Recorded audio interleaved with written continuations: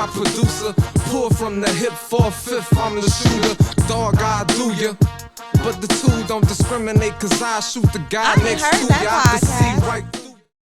So this is the craziest story. So me and Jen are some BS is practice. You know, it was just too much going on this day. We was tired, we didn't want to keep running, right? So A-Dub was like, if y'all two, he did just like this, if y'all two don't make it, just see what happens. So I could see the fear in both of us. We really tried to make it, but our body just wouldn't allow us to make it. No. I gotta stop you, bro. You ain't telling the whole story. We cheated. Okay. Yeah, so let's He rewind. turned his back. We was running 6-4-6. He turned his back. So when I seen he turned his back, I didn't run the whole court. I turned around in half court and ran back. And Cliff say they cheated. So he stopped. He stopped, right? He walked up to Jen and it's like, you know what? I should choke slam you. Better yet, I am. Next thing I know, I blink Jen on the. Listen to y'all think I'm playing. I blink. Heard that podcast. We'll be bringing you interviews every single day. We got another one in the building today. Got my co-host with me, Marvin, Vince. How y'all doing today? Good. We good. Yo. Yeah, we good for sure. How you? Doing all right, man. Kind of excited today.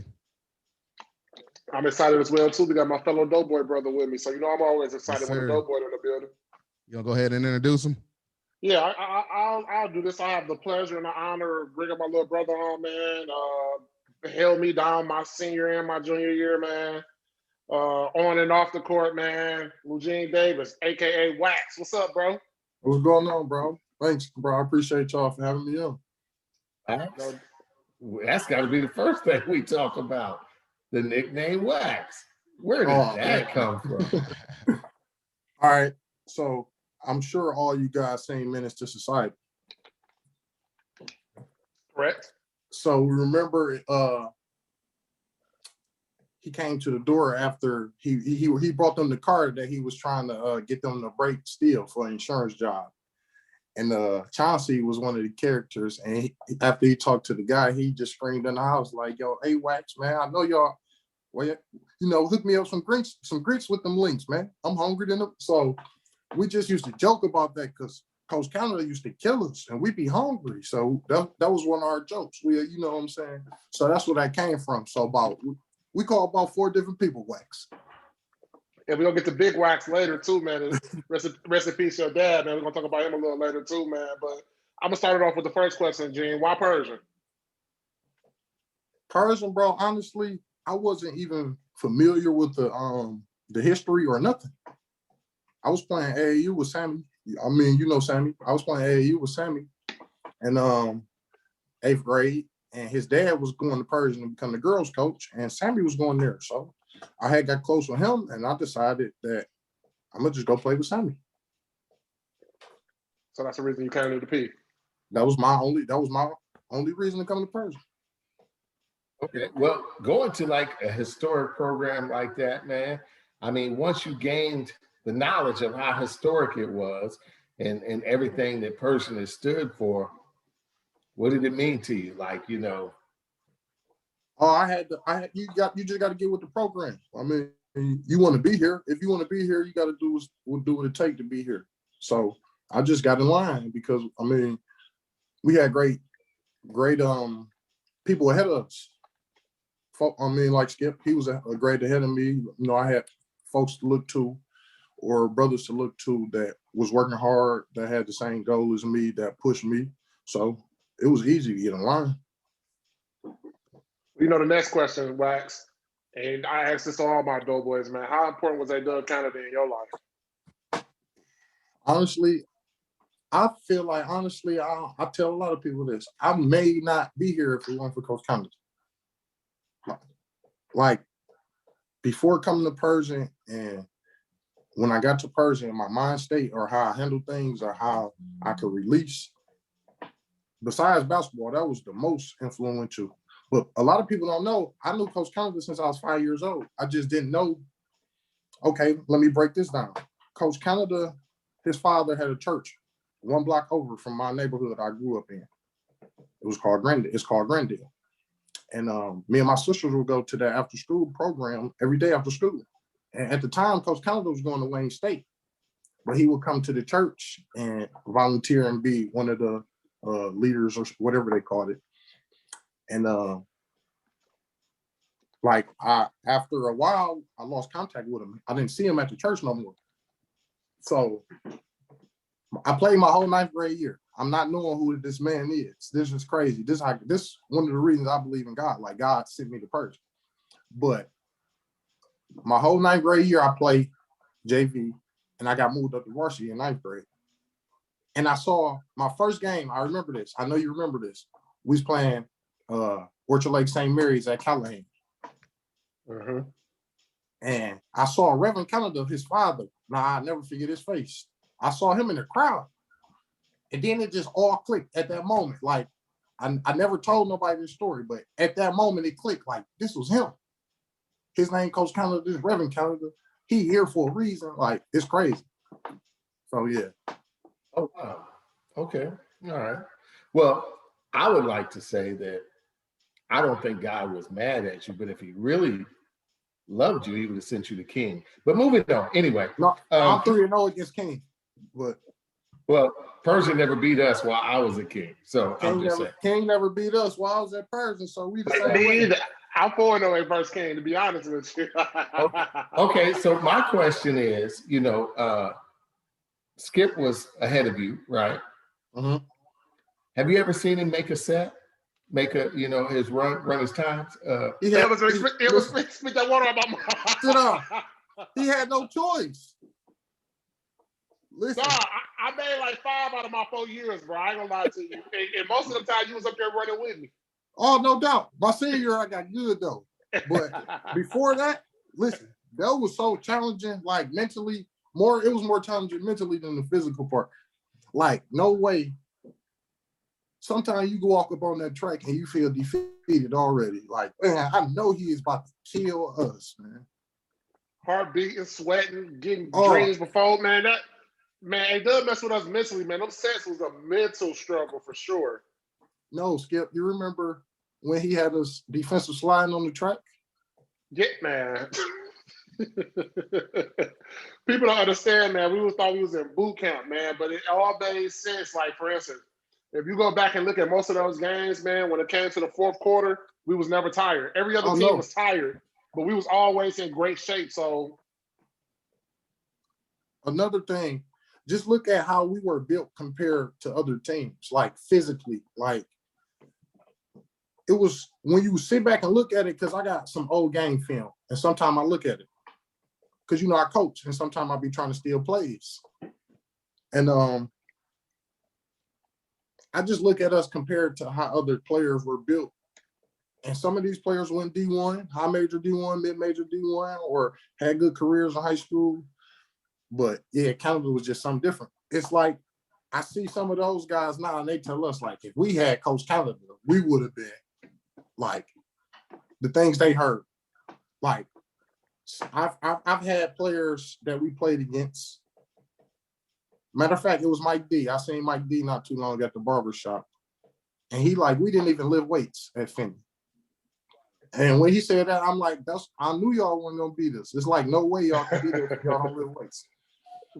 For sure. We're gonna take it back a little bit for you, Wax. Losing in the y'all, you won this? No, you lost to the cities too your senior year, correct? No, we lost states my senior year. But you won the cities, right? No, we lost in the first round of the cities. It was miserable. Okay, so explain that mindset of losing in the first round in the cities, but then making it to the state playoffs championship game and then losing that game to Saginaw, correct? Yep. I'm going to take it back a little bit further. After we lost your senior year, right? Yeah. Coach Weatherspoon took some of us juniors and sophomores to the Breslin.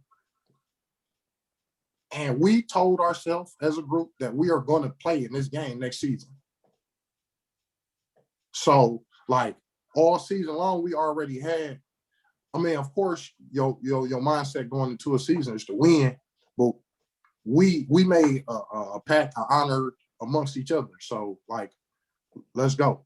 That's what it was. But when we got in the, we lost to Northwestern the first round of the playoffs. And it was like, oh my God. because we had been running through the whole season, like punishing, like scoring the hundreds. Our first game of senior year, we scored 100. It was to the point where Canada told us if we don't get 80, we gonna run. So like we was always pedal to the metal, but when we lost, it's like, man, this how we going up. Like this how hard we work for. We seniors, like we not going out like this. Like we won our opportunities because none of us that came in with me, none of us got a city championship. We lost. So like we got to get something. So going into that state, we just stuck together, bonded together. Everybody sacrificed on that team. Like it was no egos. Like we all knew we were seniors and juniors, but we all knew that Keith was our best player, and we didn't have a problem riding Keith. But at the same time, Dale and Dante were instrumental to that team because they were the leaders. They had already been through the war, so we leaned on them for all that stuff, and of course Derek. So I would say, all in all, we just bonded together and we just got to it, pretty much. Well, you say you're coaching now, right? Yes. Now, as a coach, you know those red line games. You know, when I started coaching college, I sit down with the AD and he red line a game. We don't lose these. We don't lose these. You was at Persian. Who was your red line games? Osborne. My senior year was Finney. Yeah. Because Osborne wasn't as competitive our senior year. So our senior year was Finney. Like, no, we're not gonna lose to them. We had a big game with Finney my senior year. Kwame was the mayor still. He came to Persian. Kwame was floor side at Persian for the Finney, and it got so bad they had to end the game with probably like 14 seconds ago because we was about to fight. So and y'all got that dub, right? Of course. I'm gonna piggyback a little bit. You saying how was it playing with Keith and Derek? I mean, I know at the time you knew they were good, but I didn't know you would know that they was gonna both be Mr. Basketballs back to back. As you being an older guy on that team, man, how was it playing with the young guys? All right, I'm gonna stop you because I knew the very first day I saw Keith play basketball at Persian in 9th grade, I knew like he looked different. I just played with Petey, and coming from how, like, I didn't play high level AAU until high school. So I didn't see those guys. Like when I got to Persian, it was like, oh my God, like they way better than where I just come from. So but when I saw Keith, I knew off, you know what I'm saying? He was playing JV and the crowd wouldn't leave. They would stay to watch him. So I'm like, he a little different. And he got 46 and he in the 9th grade. Like, hi. But Derek, you know, he transferred over my senior year and he was so hard to check. He just would lay on you, boy. He would just lean on you, and he would take advantage of his size. Because I watched the interview with him on here. He talked about how he didn't have skill. His skill was his size, and he took crazy advantage of it. Well, I hate checking him. I was so happy Tevin played, so he could check him. But Derek just worked hard, like, because I know he haven't been pushed the way he got pushed at Persian coming from Murray. There's no way he, you know what I'm saying? Like, so I know this was something new to him. So we will all just stick together with him, push him. But like I say, when it's time, I can remember playing Finney, that same game I was talking about with Kwame was there. We rolled Derek down the stretch of that game because he finna wear you. We running all day. You know, we pressed all day. Now in the fourth, we gonna wear you out with Big Derek. So it was like, pick your poison. But honestly, I was surprised that he won Mr. Basketball because it was so many guys in his class that they would, you know how the media is, you know who they want to promote, who they think the best. But you can't deny 26-1 with a state championship, city and state, and he giving you numbers. What you gonna do? Who else you gonna give it to? Who was your toughest guard in the person you had to guard in high school?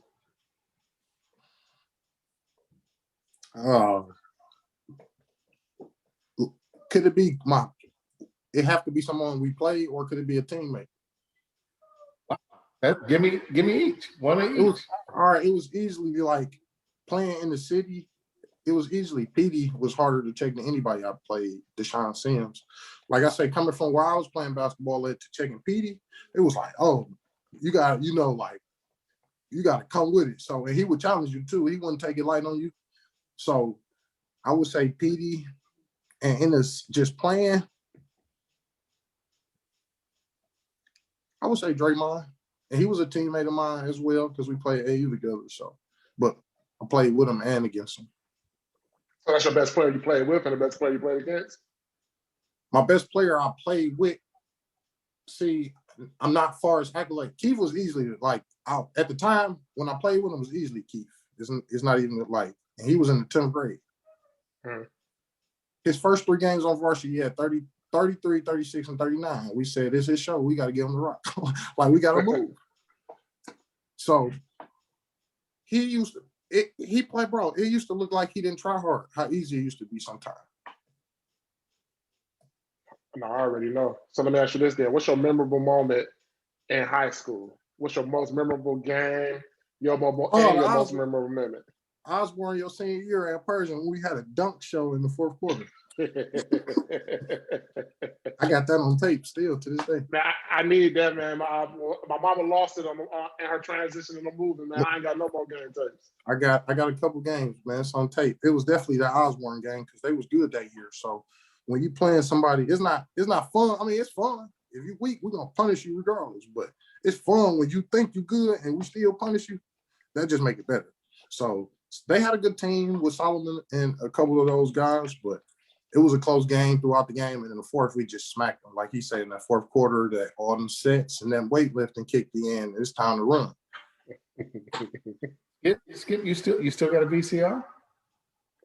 I can buy one for that. Them games used to be crazy, man. And like you said, just having those memories, man. I definitely buy a VCR to watch them for sure, or try to get them translated to a DVD. Maybe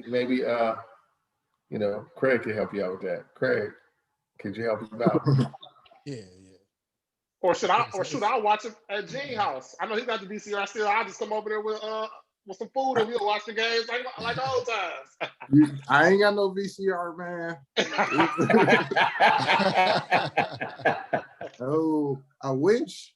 Like you say, I wish, but I'll never let that tape go because you never know. Absolutely, 100%. I understand. So let me ask you this, man. Who was your biggest influence as while you were in high school, looking at pro ball or college ball? Who did you say, I want to pattern my game after? When you was in the backyard, who were you? Honestly, I didn't. Honestly, I would just play. Like when I was a kid, of course, you wanted to be Michael Jordan or one of those guys. But when I was in high school, I didn't pattern my game after nobody. My coach would call me and tell me to watch certain players and see how they do, or see he don't box out, just go get the rebound. Just you box out too much, just go get the rebound or something like that. But like I never, like I want to be like him. And maybe that I should have. Maybe I should have, but I didn't at that time. So, Jay, my senior year, who I used to say I used to be in practice all the time. Do you remember? Let me think, bro. I don't remember. I can just remember us talking about Marcus being Greg. I ain't got nothing on your money, but that's all I can remember. Rest in peace, your money, man. No, I used to say Boris Diaw. Oh yeah. Oh, for sure. Yes. You want to be so versatile. I'll be versatile like Boris Diaw. Ma, you got a little jump shot or something, man? That's what I keep hearing, man. Yes, I did. That's what, like my senior year, man. I wanted to take people off the dribble. I wanted to be like Boris Diaw. But I was kind of like, sometimes I was like Ben Baker. Sometimes I was like Kamari. It depends on the day. It just depends on the day, for sure. It's funny because the bigs always want to be guards.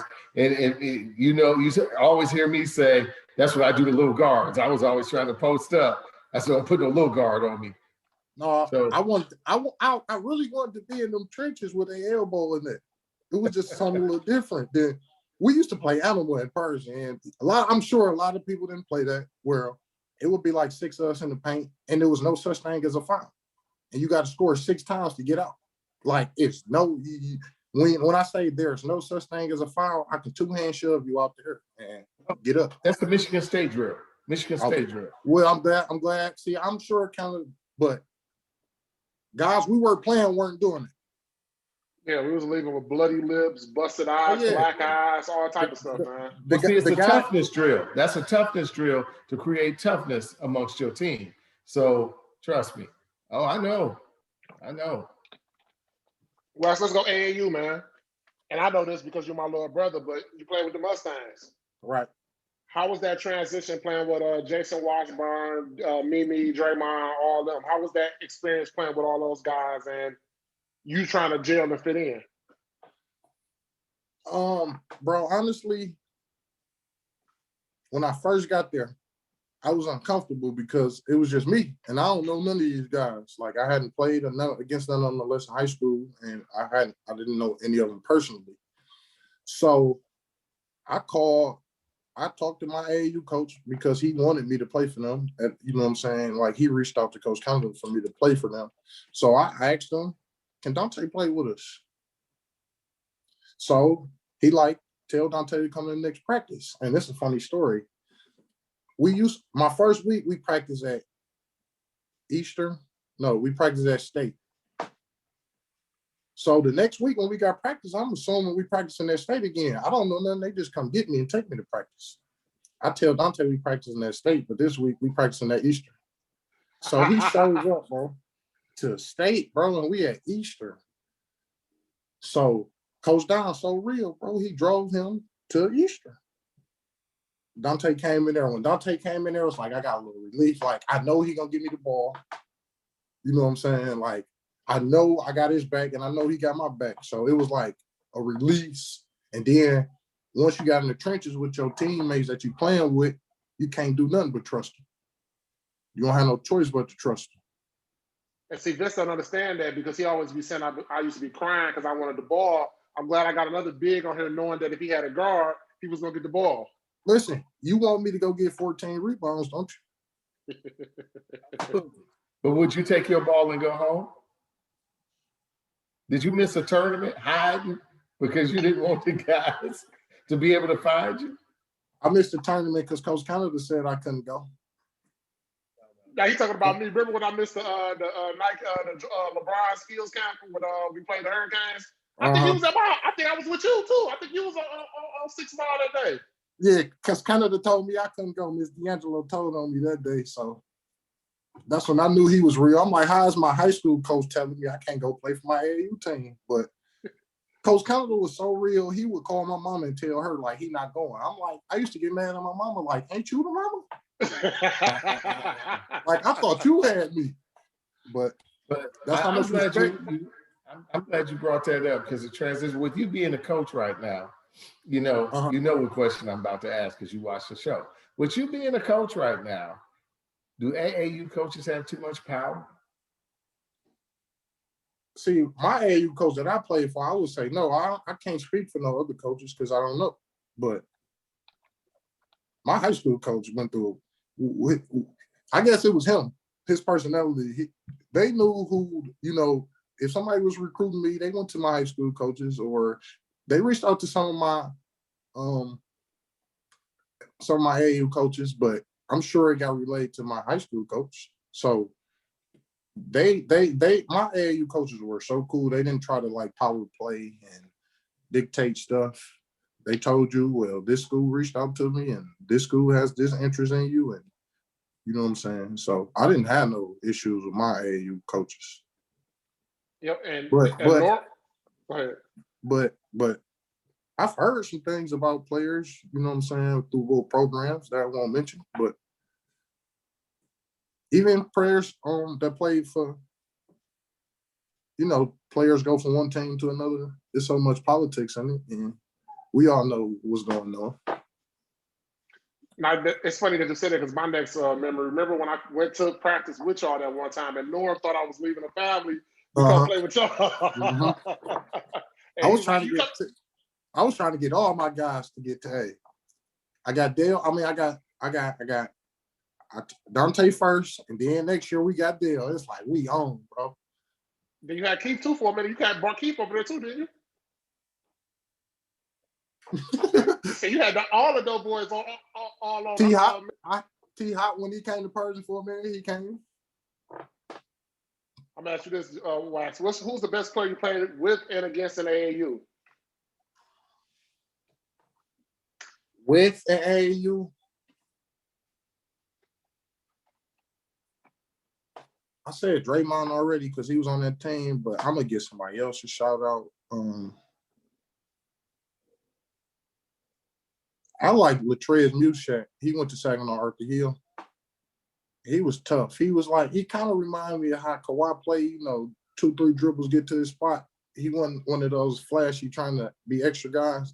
And now that I'm older and I can look back, I like his game a lot. And I'm just like, he was smooth. And against, man, we played against some good folks, man. Let me think. We played the Morris twins.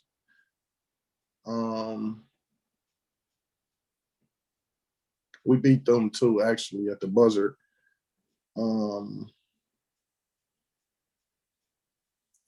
my goodness, I'm trying to think. It was this guy named Olu Ashulu. Olu, that guy. Oh my, listen. Olu had to be 30 when we was playing 16 and under. Listen, Olu, I remember taking Olu on the mid post. He caught it and spent off me. So now he beat me, and my big Caleb that went to Novi, he helped. Like, he literally laid down, put his shoulder on Caleb and dunked it so hard. I'm like, oh my bad, bro. That's on me, bro.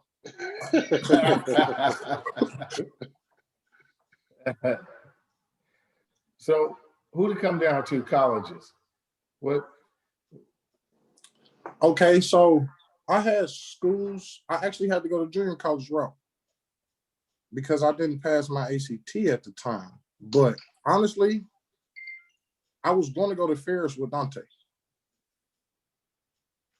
Like, I had some mid-major D1s, but I broke my ankle after my senior year in like March, April after. So after the state championship, I broke my ankle. And it was some schools there that were recruiting me and they stopped reaching out and stuff like that. So I ended up going to Black Hawk East in Chicago, isn't it? It's outside Chicago. Yeah. And it was it.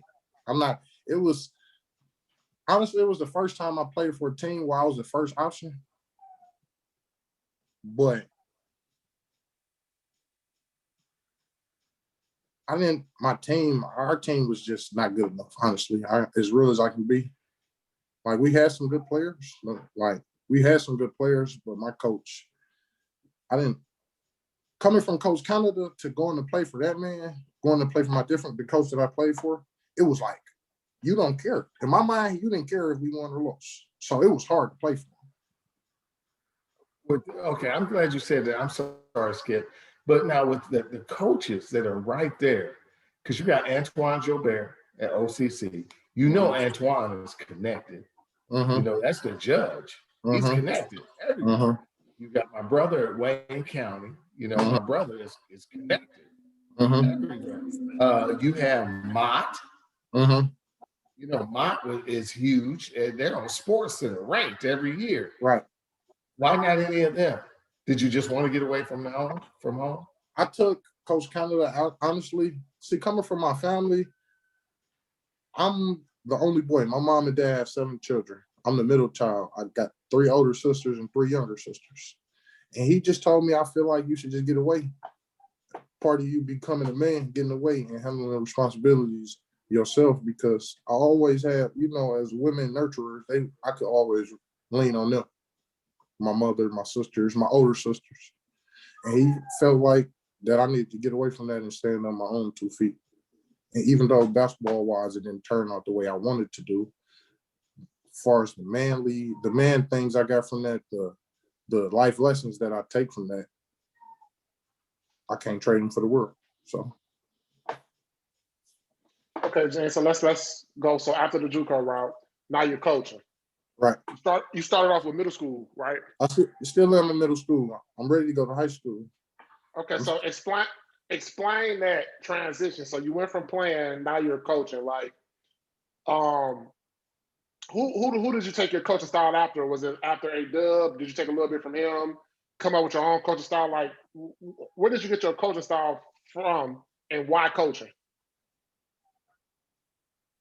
I would say why coaching, because I honestly literally people say I literally love basketball. Like, I don't watch TV unless it's basketball.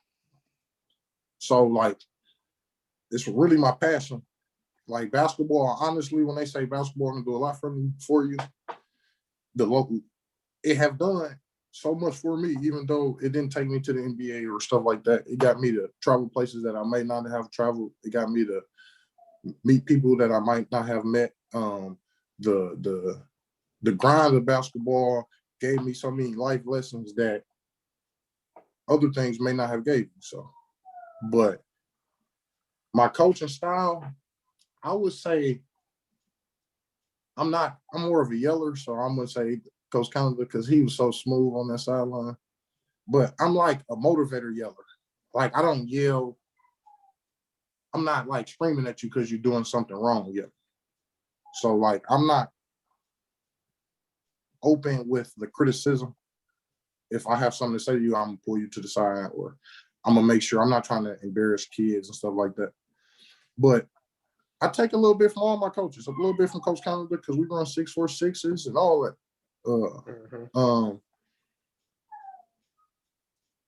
I would say Coach Waddell, because he was the coach that would just make you feel like you can do macho man. Like, he'll pump you up like you crazy. Like, I can remember lifting weights. And, if you get stuck on that rep, he'll spring to you. Gonna let that weight beat you. Them weights ain't got no mind. You do. So I would say some of all my coaches. Coach Butler, because he's funny. Coach Butler with his stories. He always gonna give you a story. Man, I still talk to Coach B to this day, man. I got Bible study with Coach B every Saturday, man. Oh, that's nice, bro. That's good. So, middle school coach, is it more fundamentals, or is it I'm in the zone trying to win? I know we focus on fundamentals, but you can focus on that and win at the same time. I don't see why it's not you can't do both. Well, I know a lot of middle school coaches are catching flack because I'm sure not you, but actually it's usually down south you hear more about this. But they play zones as opposed to teaching man to man. They just want to play zone and try to win instead of teaching the kids the basics of man to man and stuff like that. So first thing we ever do is shell. First thing we do. So if you do shell right, that your zone, you can integrate that into everything, because you got to rotate on everything. You got to rotate on them zones. You got to rotate to help, and in the shell, you got to get midline. And I want to hear you scream it too. It's crazy that you said that, Vince, because Jen, and Jen can vouch for this too, man. When I was growing up, man, playing zone was like you weak, like you can't, you just terrible. So we got to play zone. That means that team is better than us. You know what I'm saying? So we never played zone. It was always man to man, mano, you do me, I do you, and let's see where it goes. It was times you skip, like you say, you can vouch for this. I can remember being in the huddle, and if your man stole, you coming out. Mm-hmm. It's just what it is. We need to stop. So yeah, Waddell, ain't nobody come. I can hear him now. We coming out man to man, 94. Ain't nobody playing no zone. I remember we did boxing on K. Luke though. Yeah, for sure we had to, man. He was too quick and he had game. No, for sure. Like, now you gotta be realistic too with that being said. Like, you gotta know if it's an elite guard or elite big, what you gotta do. No. Yeah, that's just being stubborn and stuck in your ways as a coach. You think your way gonna work. You gotta adjust. So they weren't stupid. But at the end of the day, we still gonna have that principle, 94 feet, you hold him, you got him, and let's go. And then it's funny too, because I remember when Persian played Saginaw Arthur Hill, this is after I left, and I think, no, this was Keith's senior year, so you was gone too. But remember, what was the guard name for Saginaw? That was that Country Day. Yes, and they made Dwayne check him the whole time, and he gave Dwayne like 40. Yeah, 49, I was there. Yeah, that's when Keith fouled hard. Listen, I played with him in AAU too. Now, he was under us. He was 2 years under us, but he played 17. He was a killer. Maurice Jones. Cool. He went to USC. He went to USC. Yeah, he was a killer too. But yeah, that was a classic game. Him and Keith going back and forth. I remember that. I was there. For sure. All right, I got another one for this. So now, as you being a coach, right? Give me your top 5 Persian players of all time, 1 through 5. That I played with. That I played with. And then give me who you played with, and then give me your top 5 of all time. All right. So my top 5 that I played with is Keith, Petey.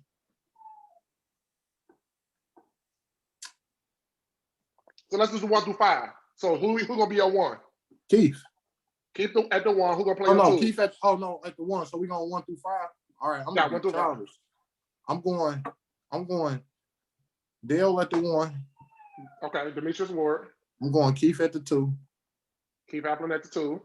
Yep. I'm going Keon Patterson at the 3. KP at the 3. PD at the 4 and you at the 5. Okay, I'll take that. Now and you a coach. The top 5 of all time. Now be careful now, because you know those boys do watch this, and you know they I know. You put me on the spot. Craig, you might have to use this one for the intro for sure. The top 5 for sure. Yeah, this one tough, bro. This one tough. Ever you gotta put. See, I didn't see. I mean, of course, I'm gonna acknowledge some of the guys, but I didn't see them play like Winford Walton and Spencer Haywood, and of course, you know we got so many Mr. Basketballs coming out of Persian. But from once I got in Persian until now, I'm gonna say, ooh, that's tough. Keith, I'm gonna go Keith, Petey, and Jabari Curry. 3 right there. I'm sold on them 3. Okay. Like skill-wise, Jabari was so good to me. Like that was the first time when I was in the 9th grade, like I say, coming from where I came from playing basketball and seeing somebody 6'5" and play like that, you usually saw little guards playing how he played. So I'm like, man. I'm putting my guy Dale in there. I'm standing on that too. You got to put Mimi in there for sure. You got one more. Shout out K Fielder. Yeah, you got to put Big K or Lil K? Lil K. Got to put K Fielder in there for sure. Yeah, I'm going to rock with them right there. It's so tough right there, bro. So for the record, you got Petey, Jabari, Keith, Dale, and K Fielder. And K Fielder. Yep. Okay. Yeah. Let me ask both of y'all this, and I'm asking because I don't know. Didn't Juwan Howard have a son that was at? I played with Juwan. Yep. Juwan. Yeah. Listen, yes. Wasn't he a monster? Listen, yes. Juwan. All right. I remember Juwan transferred. He was a sophomore. I was a senior. Juwan was slow. He couldn't dunk. And he worked, and we pushed him too, because we was one of them teams, we gonna try to punk you and see if you soft. Like, he wasn't having that, so, and he worked. So I went off to college and I came back my break, and I can't always, we always go back to the Persian games. And Juwan catching tip dunks, he got 30. I'm like, oh my God, bro, how much work you done put in over the summer? So he got so good, Juwan, he was the most improved player I've seen at Persian from his time there that got better. And everybody, you had no choice but to get better at Persian. Playing at Persian, you had no choice but to get better. But because I don't ever hear him on none of the lists. Well, he wasn't there all 4 years either, though. Or he wasn't there 3. Okay. I think Juwan was only there for 2 years, if I'm not mistaken, or 1. No, he was there 3 years. 3. Okay, I'm sorry. But I only played with him 1 year, so that's why. But those 5, like I say, those 5 guys I just named, I'm standing on those 5 guys. But shout out to Juwan, because he was a killer too. Man, I got to tell you the story when I seen Juwan. So Juwan, Persian playing Denby at Denby, and I don't know if Keith didn't play or he got in foul trouble. Either way, man, Juwan single-handedly won that game, and he had a triple-double. All right, side story real quick. Juwan, don't get mad at me, but you know this true. When Juwan first came, bro, now, Skip, the 3rd floor. That's all I got to say is the 3rd floor. Yeah. Juwan was talking about how he can beat me in racing, but he knew, but that was just him showing that, I'm not going to back down. Like I literally backpedaled and beat Juwan. And compared to how that's me saying how much better he got and how quick how hard he worked. You know what I'm saying? Because he had just got there. And it ain't like nobody worked as hard as we did. So when you got there, it was different. Like you like, this is something new to me. I ain't never worked this. I ain't never done this hard. I'll go with the next question. Give me your favorite I Ain't Heard That podcast episode and why. My favorite one? Yeah. I like the Derek's, bro. I like it because I be feeling like, bro, people don't get Derek his just due. True. Derek went to the city with Murray. He did. Like, you can't just say he came to Persian and he rode, you know, he riding the Persian way. Like, he created his own lane before Persian. He went to the city with Murray, even though they didn't win. So, and then he came to Persian and done what he was supposed to do and more. Got him a city, a state, and a Mr. Basketball. How many guys can say that? Not too many. Exactly. So, we do need to get him back on because his phone did die on us. Yeah, he was at the scene now. Finish the interview. Okay, so let me ask both of y'all this: who would win in a foot race between me and Craig? I'm gonna take you, Vince. Wait, what? I just want to hear Craig. I just want to hear Craig's reaction, man. He said, "Wait, what?" Oh, man, bro. No, Craig, man. I'm gonna take you, man. I'm just kidding, man. No, so okay. So what? That man too big to run, man. Okay. But anyway, so you're sitting in the huddle, you're getting ready to draw up a play. Thinking back of you playing, how do you get your message across? All right, see, one thing I learned from Coach Canada, like the things outside of basketball he would do for you. Like he grew so many bonds, like there's no way I can't trust this man. So like I'm one of those coaches that try to do little stuff, you know, like I said, I'm not always that aggressor or that disciplinary. I'm gonna discipline when you do something wrong. Don't get it wrong, but I'm not that coach that have you walking around on pins and needles all day. Like we can joke, but you're gonna be respectful. You're gonna be a child, and I'm gonna hold you to that, and I'm gonna be respectful to you as a child. But so my demeanor is calm because you don't want the kids to see that if you panicking. If you panic, they gonna panic. So I'm encouraging. I'm giving some type of encouragement, but at the same time giving the plan or the lesson or the play, I'm getting that across as clear, as vivid as possible. And I'm getting that player or that set number of players to see what I see. You know what I'm saying? I want them to see what I see. So. Oh, for sure. All right, Jane, I gotta ask you this one, man. Rest in peace, Big Wax, man. Tell me how important your father was in your life, basketball-wise and outside of basketball. Oh, man. We got the same name. I'm him, he, me. You know? I got him tattooed on me. And the crazy part, the tattoo of him is at a Persian game. Yep. So, at Persian, it was like, my pops, man, he was that person that's just he kind of like Waddell. He want you to feel like you macho man. He gonna pump you up. He gonna hype you up. He gonna support you in any way possible. He gonna help your friends. He gonna do whatever he can do he just want to be around us. Like my dad, I think my daddy might have loved the Persian more than I did. And the crazy part about it is me and my dad got into it because he didn't want me to go to Persian. It was the first time when I'm like, I'm gonna stand up, bro. I don't want to go. I'm not okay. Coming out of 8th grade, there were a lot of high schools trying to get me to come play basketball. And shout out to Steve Hall. Steve Hall was coaching at Rogers at the time. And E. Evans was a freshman. He like, I got E. Evans coming. Won't you come? And he used to talk to my dad more than me, of course, because I'm a child and I'm not gonna make the last decision.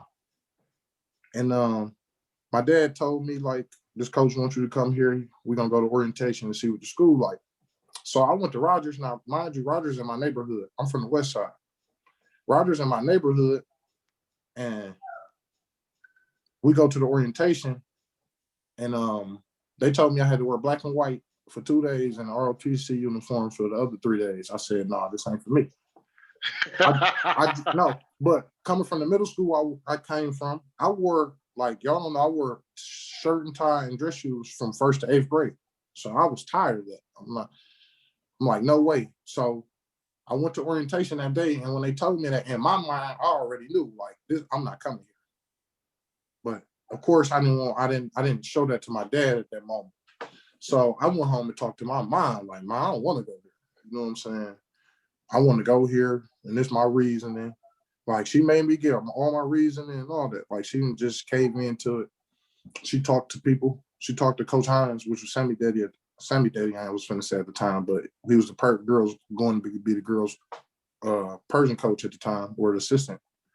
So she talked to him, and she like, if you don't want to go into high school, you don't want to got to do this, so you gonna do this. But I'm not taking you, and you're gonna be on time. And I'm like, all right, I'm with it. So, I played JV 9th grade, got moved up. 10th grade, I got to, in the 9th grade, I got to varsity, but 10th grade, I started playing a lot. You know what I'm saying? Like, I started playing for real. And you know how Coach Kennedy is. Ain't no such thing as late. You late, oh my God, that scared me not still. We was playing Grosse Pointe North at Denby in the Christmas tournament. And my pops was late picking me up to bring me to the game. So in my mind, I already know I ain't playing, But surprisingly, I played, but I didn't play as much as I normally do. And my pops was mad. But I know why I didn't play, you know what I'm saying? When, like, they just benching me, I know why I ain't playing, but he was still mad, you know what I'm saying? I'm his son, he don't care. So he kind of told Canada them I was transferring. And I'm like, no, I'm not. I'm not, you know what I'm saying? And him and Canada talked, and he apologized. And after that, he was in. Like, you know what I'm saying? But at first, Pops didn't want me to go there. No, for sure. And it's funny because I know this, but Craig and Vince don't know this, man. I think my junior and senior year, you was more of a brother than anybody, man, because you was at my house all the time. Because I wasn't trying to be late, bro. Coming from that West Side. Craig and Vince, y'all don't understand, man. It's like, that's why this is why we respect him so much. Not because of how he made us as, how good in basketball, but we adults now, and you got a job, and they don't care where you live at. You're going to be on time. I don't care, if you're having a bad day, you got to set that to the side and take care of your business. So those life lessons, and he showed no favoritism. It was, he benched Keith for the whole state playoffs in 9th grade, and we would have won your senior year. Because he didn't come to the lock-in, stuff like that. And you can't do nothing but respect somebody like that. He stand on what he say, and he mean what he say, and he gonna hold himself to the same or a higher standard that he hold us to. Remember, even my senior year, me being a senior and me being one of the top players, remember me and him got into it. He benched me, 4 or 5 games straight, and people yelling in the crowd, yelling, why you ain't got skill playing? He did not care. All right, we was playing Saginaw. I remember it. I was mad because I had to check Josh Sutherland on. Like, bro, this is your matchup. The whole matchup. And we lost that game by 6. I remember that. But he didn't care. Canada didn't care. What you got to see, I had a 3.5 my senior year, y'all. Let me tell y'all this short story. You got to run for a C at Persian. You got to run for a B- at Persian. A B- is a C. He said that teacher liked you, so they boosted your C+ up to a B. But anyway, I had a 3.5 my senior year. I had 4 A's, a B, and a C. I had to run. And if I didn't make the running, you're not playing. No, that's true. Even I remember, listen to me. So my freshman year, A-Dub was an assistant, but he became the head coach my sophomore year. But after my sophomore year, all his original freshmen was juniors coming in. So he took full control, man. I went from like 2.6, 2.7. I think I went for 2.8, then 3.0, and I wound up graduating overall with like a 3.5. My mama still got that report card in the frame, man, because at that point in time, man, a It was 3.5, amazing. man, it was amazing. Like, I didn't even expect to get a 3.5, but I wanted to play. Our whole team had 3 point above, the whole entire team. Like, we won awards in the city for that because of what? You didn't want to show up and kind of what? You show up with a 2.6? He finna punch you. So, what's the biggest lesson that you ever got, whether it be from Coach Canada or any other coach? What was the biggest lesson, the most important that you still carry with you to this day? Be there and be present. Be present when you're there, because you can be there and not be present. For sure. So, The most thing I got from Canada, he said, always finish what you start. So if you ain't gonna finish it, don't start it. And that's how I am with life, with everything.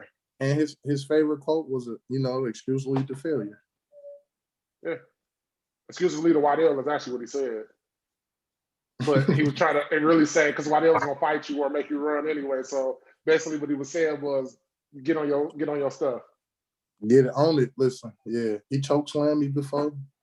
Tell that story, bro. I want you to tell that story, bro. So this is the craziest story. So me and Jen are some BS practice. You know, it was just too much going on this day. We was tired, we didn't want to keep running, right? So A-Dub was like, if y'all two, he did just like this, if y'all two don't make it, just see what happens.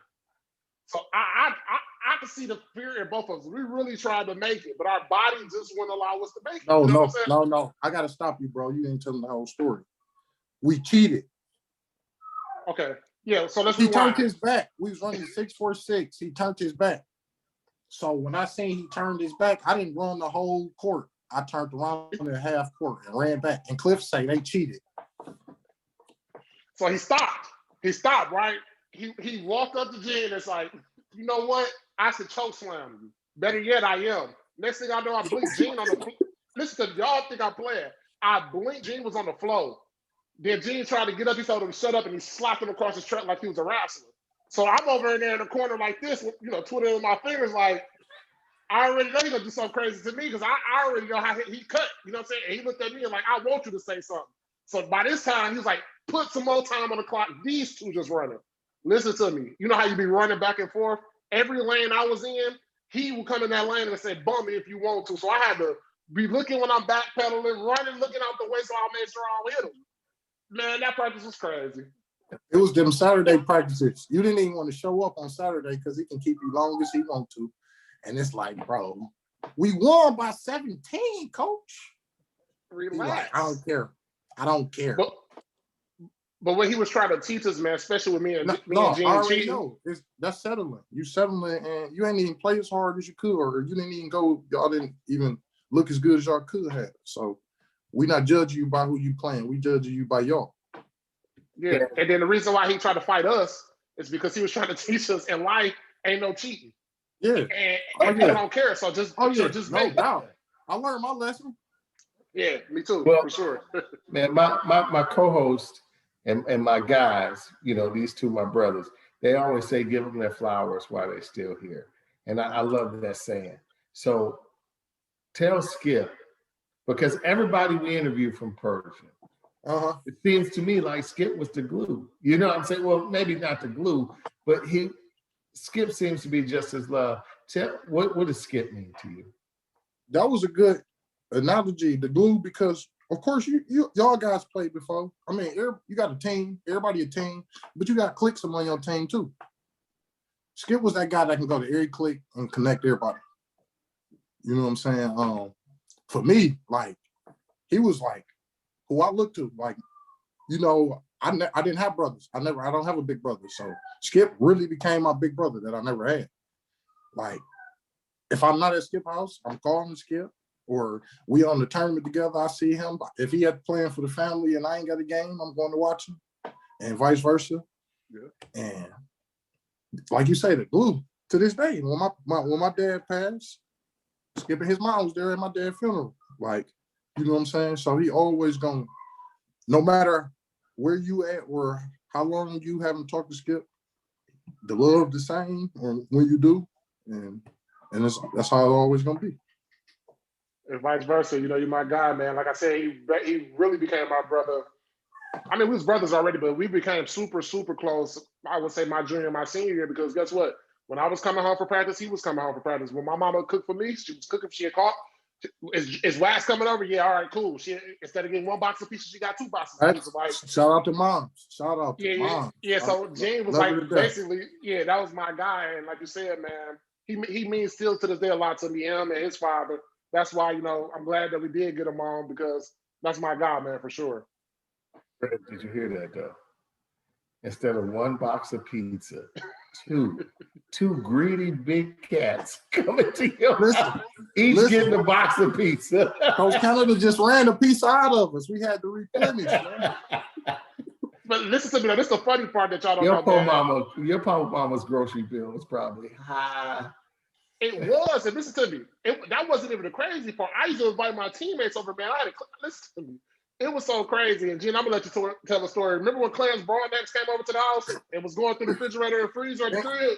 Damn, Dip, you got these? He got to look through the cabinets at Skip House.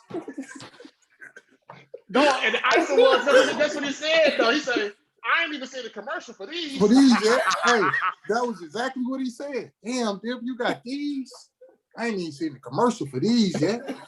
Oh, we cried so long at that. Clarence was funny. Man, Clarence was funny, but that was one thing about my OG, man. She did, if whoever came over to her house that was a kid, or anybody who came to her house that was hungry, she would tell you to eat. Oh, he was for sure. Me, it was no different than when I was at my house with my mama. I didn't feel no different at all being at Skip House. Like I say, I'm coming from the west side. I'm catching 2 buses every day to get to Persian. Some days I'm late, and I know because this is how he know I'm late. He made us get a progress report every single day of the week. After class, get your teacher to sign his progress report. So my teacher gonna say he was late. Skip, bro, I can't keep being late, bro. So next thing I know, I'm at Skip House. We walking to school together. I'm waking up like, Skip, bro, you better get up. Or if I'm too sleep late, he like, bro, you better get up. You gonna run. It was like that. It was like we was in college already. No, for sure. Guess what? I ain't want to get chased by them dogs in the neighborhood by myself, so I was glad he was with me. Wow. He said he had to outrun the dogs. He just had to outrun you. That's it. Whoever was the slowest was going to get 8, and I wasn't going to be getting 8. Now, you hear me? Well, guess what? This is my favorite part of the segment. I don't know, Vince, you got another question for him? I'm good. All right, Jen, this is my favorite segment of the show. It's called Cut, Bench, Start. Oh. You have talked about these 3 players since we've been talking, so you got to cut 1, bench 1, start 1. You ready? Yeah. You got Derek Nix, Deshaun Sims, Marvin Skipper. You got to cut, bench, start 1. He put himself in 1. Oh my God. Yeah, for sure. I had to, especially with him. We off the reservation. This big man, you. So I gotta say, bro, I'm gonna have to cut Nix. Shout out to Nix, but I'm gonna have to cut it. Yeah. I'm gonna have to start PD. I'm gonna bench you. I ain't mad at that, man. I ain't mad at that. I ain't mad at that. PD, that's why I tell a lot of people, man. PD ain't play no D though. PD ain't play no D though. So as a coach, who you start? As you being a coach, who you cutting, who you starting, who you benching? I'm starting both of y'all. I ain't benching nobody. Y'all both got a purpose. We gonna figure something out. I got 5 spots. And Gene, who would you like to see on this podcast? And if you got the plug, you got to plug us. All right, let me. I want to hear. Y'all got Mike D on here because I want to hear him talk it from their perspective. How they felt like they was gonna beat us. No, we ain't have Mike Douglas on here. And you know he coaching right now. He coaching high school right now, so I can reach out to Mike if I can reach out to Mike. I would say Dale, but he overseas and the time difference so crazy. No, we got Dale actually coming up. I'll bet. Yep, I was gonna say we got the deal. Patriots war coming up. Yep. Okay, so yeah, I can try to reach out. I'll reach out to Mike for y'all. That'll be good to hear somebody else's perspective that we was playing against. We're trying to get to the same, you know, even though we was 3-0 my senior year against them. Shout out to Mike them though. He be throwing daggers like the whole show. Yes, sir. We had a fight with Finney. Y'all don't know, like we literally had the crowd rushed us my senior year. The whole Finney crowd rushed us. We had a fight. My nephews played on the Finney team. What year? Marlon Lewis, he was the guard, and T.J. Hemphill, he was their 3-4. Oh, see, this was that 08? Because this year I'm talking about. I think it was back right around 08. 08 or 07. Shout out to them, but they lost to us. Shout out to them, though. All right, man. You got anything you want to shout out, man? Or shout out to y'all for having me. Shout out to all the guys that we was in the wars with, you know. Shout out to my family. Okay. Well, Jan, you know I love you, bro. I appreciate you as always, man. You a legend in my book as always, bro. And if you ever need me, you know I'm gonna be a call away. Yes, sir. Appreciate you. Love you too, bro. Thanks, Vince. Thanks, Craig, for having me. No problem, man. Thanks for coming on, man. Yes, sir. Bro Skips, you're a bro of mine because that's my guy. Yes, sir. Yes, sir. All right, y'all. Peace. Hey, one last question before you go. Okay. Do them two look alike? Cool. Skip and him look alike. No. Hey, the other day we kind of did, bro. I think it's something with it might have been with the lighting or something, man. Yeah, when he said that, man, I wanted to cry, man. I was laughing so hard. Oh my God. It ain't aired yet, but yeah. So we interviewed Carlos Mellock, and he said we both look alike. My producer, pull from the hip 4/5, I'm the shooter. Dog, I do ya. But the two don't discriminate, cause I shoot the guy next to you. I ain't heard that podcast.